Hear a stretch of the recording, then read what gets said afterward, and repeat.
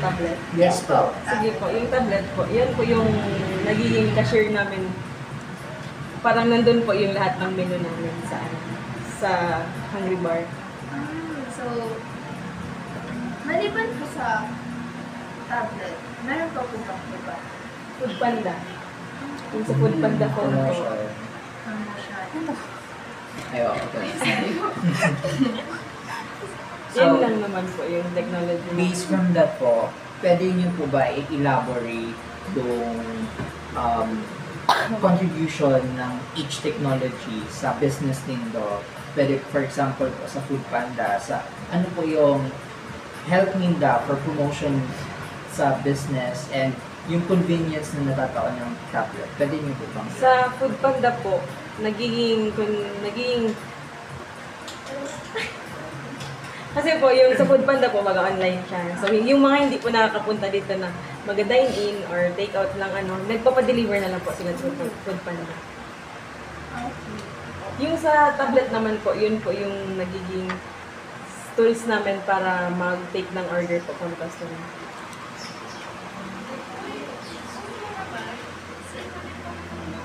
On a scale of 1 to 10, how much do you think technology contribute to your business growth?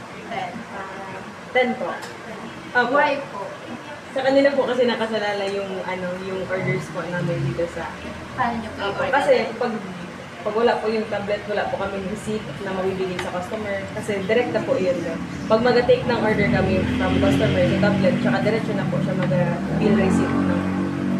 Pag sulat naman po kasi wala kami mabibigay na OR. In using those technology po, do you encounter some problems? Opo, yung minsan pag walang wifi, walang data. Pag offline po, So, doon nyo po ba masasabi na it would affect your business effectiveness and working efficiency pag hindi po available yung result?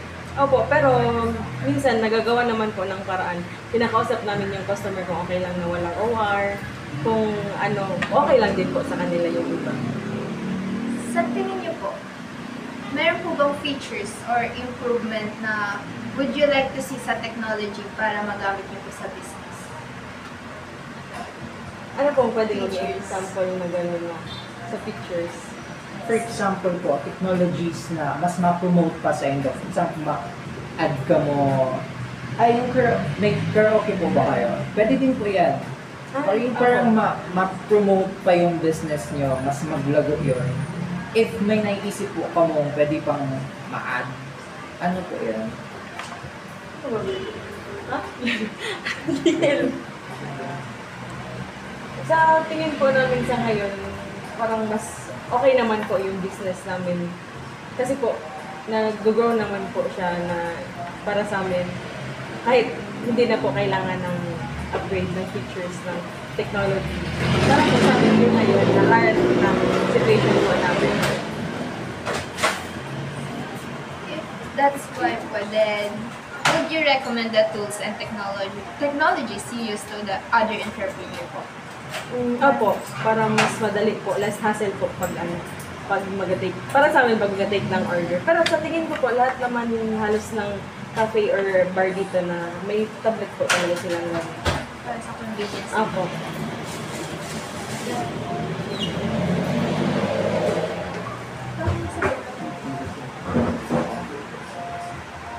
Sagot mo. Last po, what advice would you give to aspiring entrepreneurs about adapting technology for business po? Ano po yung mabibigay ng advice? May ibigay na advice para po gumamit ng technology. Opo, sa pag-adapt po ng technology. Para po sa akin, bilang barista dito, mas gugustuhin ko po talaga na merong technology para po mas madali po sa amin yung pagkukuha ng mga customer na pag-take ng order. Yun nga po yung laging sinasabi ko na pag-take ng order. Mas madali po kasi yun, ma'am. Kasi direkta na po siya nandun sa system po namin.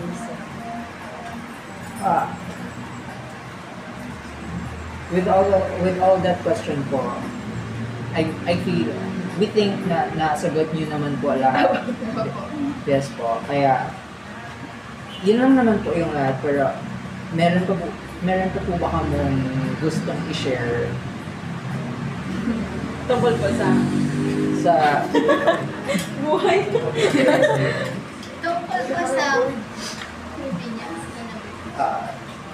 parang ano lang po, parang yung what do you call that?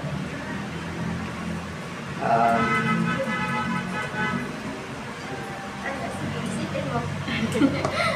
Kailangan ko ng tulong. Parang conclusion, masabi mong convenience na nabibigay ng tech. Yun na, sa Yun na.